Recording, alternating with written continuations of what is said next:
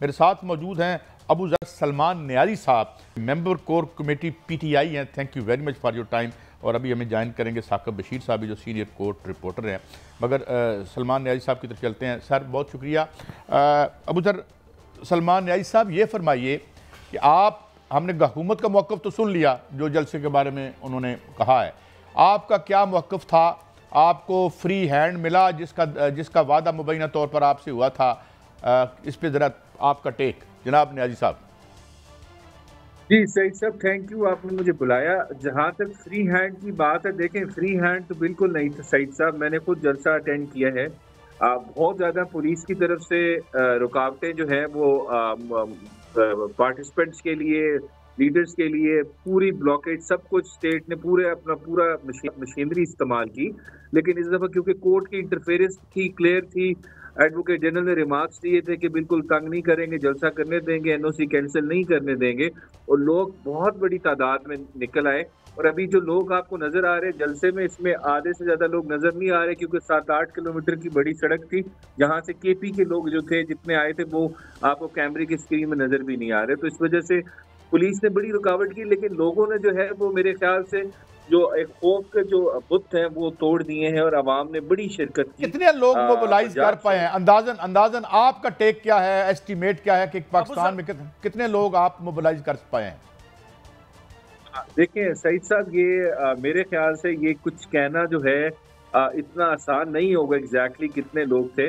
उसकी वजह ये है कि मैं तो ये बता सकता हूँ 7-7:30 बजे तक जो ग्राउंड में लोग थे वो कितने थे, लेकिन उसके बाहर जो KP से लोग थे, जो हमारे KP के मिनिस्टर्स और उनके साथ जो हमारे लॉ मेकर्स हैं, MNAs, MPs हैं, उनके साथ जो लोग आए थे वो उस वक्त ग्राउंड में मौजूद नहीं थे। और ये इंतजामिया ने शेलिंग स्टार्ट कर दी 7 बजे के बाद कि जी आपका टाइम खत्म हो गया है। तो इस वजह से सारे लोग तो ग्राउंड में पहुंच ही नहीं सके। तो अगर हम सारे लोग देखें जो निकले हैं पाकिस्तान से, उसकी एग्जैक्ट फिगर्स देना बहुत मुश्किल है, लेकिन जो पूरा पंडाल था वो भर चुका था। और 5-6 किलोमीटर 7 किलोमीटर तक जो सड़कें थी वो जैम पैक थी, बिल्कुल सड़कें ब्लॉक थी। तो आप खुद इससे अंदाजा लगा सकते हैं कितने लोगों ने पार्टिसिपेट किया। हालांकि इन्होंने खौफ का एक माहौल बनाया हुआ है इस मुल्क के अंदर, फस्तायत का, लेकिन लोग बड़ी तादाद में निकले और इंशाल्लाह कंटिन्यू करेगा। ये यहाँ पे बात खत्म होने वाली पहले नहीं है। कि बात करें, मेरे साथ मियां शाहिद साहब भी सवाल उनके पास भी है। जो आपके चेयरमैन हैं उन्होंने बड़ा बरमला कहा कि एस्टेब्लिशमेंट के मैसेज आया कि भी मुल्क की मफाद के लिए और अमन अमान के लिए जलसा जो है वो कर दिया जाए, और फिर कुछ और बातें भी उन्होंने की अपनी अहलिया के बारे में भी। तो क्या ये राब्ते उसके बाद से भी हैं आपके बैकडोर अबू ज़र नियाज़ी साहब? देखें सईद साहब, जो जहां तक जलसा पिछला मुलतवी किया गया था, ये चीज मैं क्लियर कर दूं, वो क्योंकि खान साहब ने सिर्फ और सिर्फ लॉ एंड ऑर्डर के इंटरेस्ट में, रियासत के इंटरेस्ट के अंदर डिले किया था, क्योंकि लॉ एंड ऑर्डर सिचुएशन थी, क्योस हो सकता था, नारकी हो सकती थी। और बिल्कुल देखें, ये हुकूमत के पास तो IG अपॉइंट करने की भी पावर नहीं, क्योंकि जाली मैंडेट से बैठे हुए हैं। तो सुबह 7 बजे जब जेल खुलती है डयाला की, तो इनके कहने पे नहीं खुलती।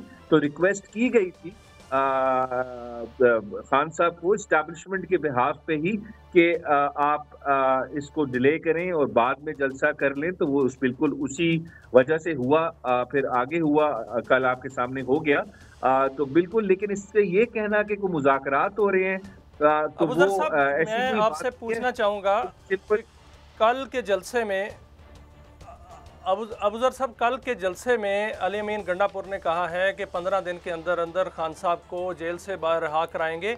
तो क्या आप समझते हैं कि क्या ये अवाम की ताकत से होगा या मुकदमात के हवाले से जो अदालतें हैं वहाँ से उनकी रहाई होगी? और क्या मेरे पास जो मालूमात हैं उसके मुताबिक उन पर सिर्फ 2 केसेस हैं जिसमें उनकी ज़मानत खारिज हुई है, और दूसरी जो है जिसके मुचलके जमा नहीं हुए उसमें ज़मानतें हुई हैं। तो क्या बानी PTI 2 हफ्तों में बाहर आ जाएंगे?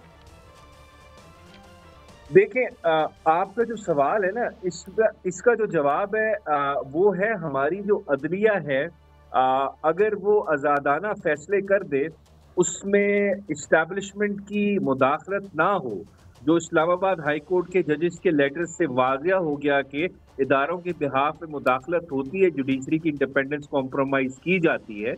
तो अगर ना हो, जुडिशरी इंडिपेंडेंट हो, और चीफ जस्टिस कादी फायद ईसा साहब जैसे ना हो, कोई इंडिपेंडेंट चीफ जस्टिस हो, तो मेरे ख्याल से खान साहब एक हफ्ते में भी बाहर आ सकते हैं। लेकिन अभी से जो हालात हैं, अभी जो फैक्ट्स हैं, बिल्कुल देखें, ये नैब की जजमेंट आने के बाद अल कादिर केस तो वैसे मेरिट पे भी नहीं बनता था, अब तो वो केस उसकी जुरिस्डिक्शन ही नैब की नहीं बनती है सुप्रीम कोर्ट की जजमेंट आने के बाद, तो ऐसा कोई मुकदमा नहीं है। लेकिन सर मिलिट्री ट्रायल के भी तो खदशात हैं, उसके भी तो खदशात का इजहार किया जा रहा है कि मिलिट्री ट्रायल भी हो सकता है। देखें, अभी तक ग्राउंड पे उससे हमें कुछ कागजों में नजर नहीं आया कि वो हो रहा है। हमें सिर्फ ये हुकूमत वक्त की कुछ मिनिस्टर की स्टेटमेंट से हमें पता लगता है, या हमें कुछ सहाफ़ी हजरात हैं जिनको व्हाट्सएप मैसेज किया जाता है, फिर वो उसी को ट्वीट कर देते हैं, वहां से पता लगता है कि कुछ ऐसा हो रहा है। अगर वैसा कुछ हो रहा हुआ, हमने उसकी पिटिशन तो फाइल की हुई है, लेकिन उसकी जो एविडेंस है वो इनको कहीं से लानी पड़ेगी, क्योंकि अभी तक 9 मई में खान साहब के खिलाफ एक एविडेंस भी नहीं आई, आयोटा भी नहीं आया उसका। जब तक वो एविडेंस नहीं आती इनके पास, और वो जो है ही नहीं, तो मिलिट्री कोर्ट में ट्रायल करें या नॉर्मल कोर्ट में ट्रायल करें, वो गैर आईनी, गैर कानूनी होगा, और हमारे पास अदालत का रास्ता एग्जिस्ट करता है, वहीं पे जाएंगे। ये ख्वाहिश तो हो सकती है, किसी का ख्वाब तो हो सकता है कि हमने खान साहब को सजा देनी है मिलिट्री कोर्ट में भी, लेकिन वो मुझे कामयाब होता हुआ नजर नहीं आ रहा, क्योंकि जो एविडेंस है, जो कानून है, जो आइन है, वो खान साहब की हक में जाता है, उनके खिलाफ नहीं जाता। अच्छा न्याजी साहब, ये फरमाइएगा, बड़ी सख्त जबान गंडापुर साहब ने इस्तेमाल की, कुछ मादरत भी हुई आपकी लीडरशिप की तरफ से, सहाफ़ियों के हवाले से भी, तो क्या और ये भी उन्होंने कहा कि हम खुद जो है, यानी इशारा दिया कि हम बज़ोरे बाजू जो है वो रिहा करवाएंगे, तो इस हवाले, दोनों हवालों से आपका टेक क्या है? अच्छा, पहले मैं एक चीज क्लियर कर दूं, देखें, जो सहाफ़ी हैं हमारे मुल्क के, मेरे ख्याल से साहब उन्होंने अदारों को भी ललकारा है, उस पर भी जरा फरमाइएगा। उन्होंने अदारों को भी ललकारा। मैं आ रहा हूँ, मैं जरा डिवाइड कर देता हूँ आपको। जहां तक देखिए सहाफ़ियों की बात है, सहाफ़त का 4th पिलर है स्टेट का। अगर पीटीआई अभी तक जिंदा है तो वो इंडिपेंडेंट, गैर जानेदार सहाफ़ी जो हैं, जो आइन के साथ खड़े हैं, मुल्क के साथ खड़े हैं, सईद कादी साहब जैसे, आप जैसे, उनकी वजह से है, वो उनकी आवाज़ बने हुए हैं।